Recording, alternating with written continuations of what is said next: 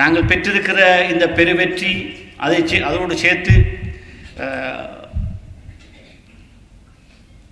இதுக்கு பிறகு இந்த கட்சி பல மாவட்டங்களில் எங்களுக்கு அம்பாறை, மட்டக்களப்பு, திருகோணமலை, மன்னார் உட்பட பல பிரதேசங்களிலே பல சபைகளிலே இப்போ ஏற்கனவே எங்களுடைய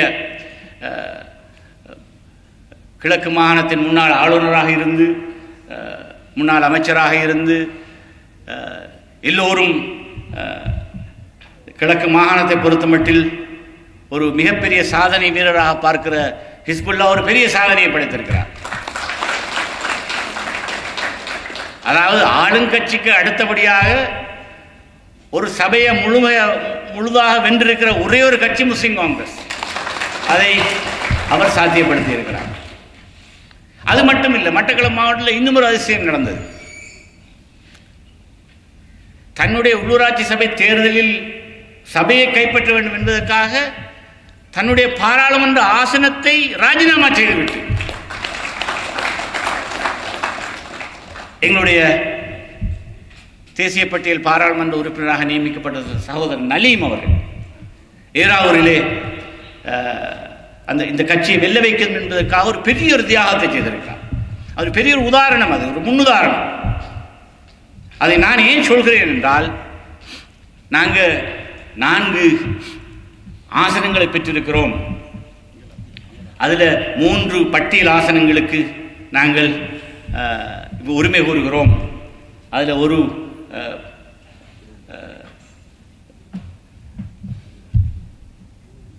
அது சம்பந்தமான விவகாரங்களிலே நாங்கள் தீர்மானங்கள் எடுக்க வேண்டும். அது அடுத்த மேக்சிமம் இன்னொரு 36 ஹவர்ஸ் இல்லாட்டி ஒரு 48 ஹவர்ஸுக்குள்ளே நாங்கள் இந்த தீர்மானங்களுக்கு வரணும், பேர் பட்டியல் அனுப்பணும். ஆனால் ஒன்று நான் மிக தெளிவாக சொல்லி வைக்க விரும்புகிறேன்.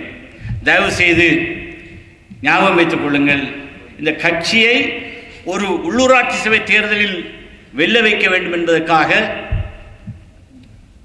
எங்களுடைய பாராளுமன்ற உறுப்பினர் ஒருவர் தன்னுடைய ஆசனத்தை ராஜினாமா செய்துவிட்டு போயிருக்கிறார்.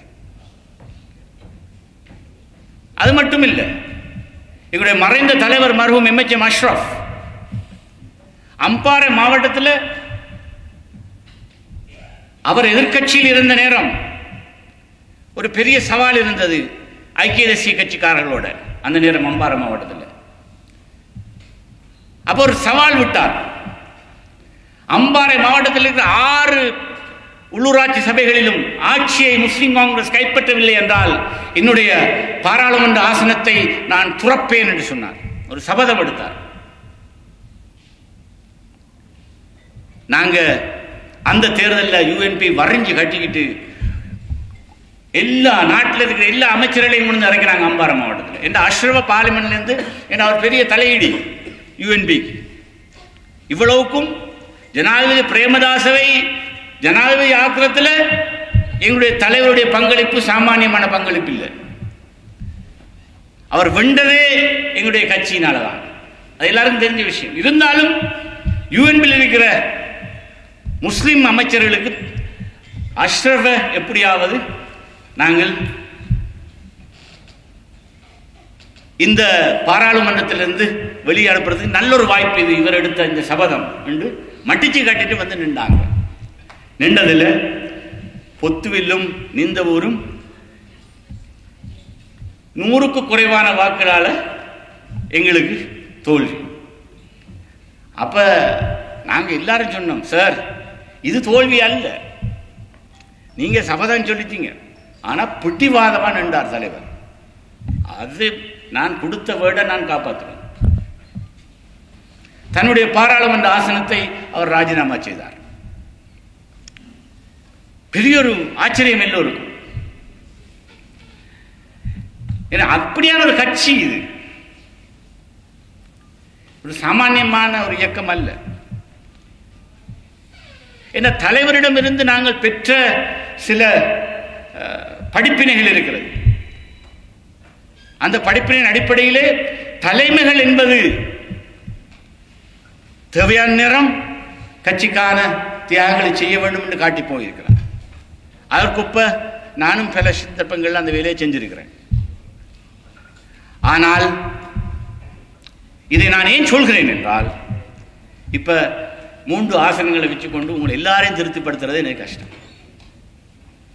அதனால நாங்கள் சுழற்சி முறையில் வழங்குவது என்ற ஒரு தீர்மானத்தை தான் நாங்கள் எல்லோருக்கும் சொல்லி வந்தோம்.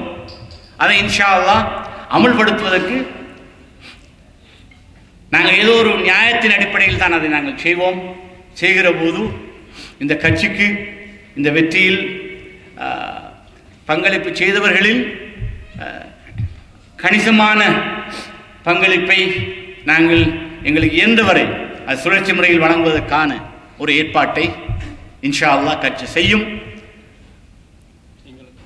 அதை நாங்கள் யாரும் ஏதாவது முன்னுக்கு பின்னா இது கொடுபடுற விவகாரம் சம்பந்தமாக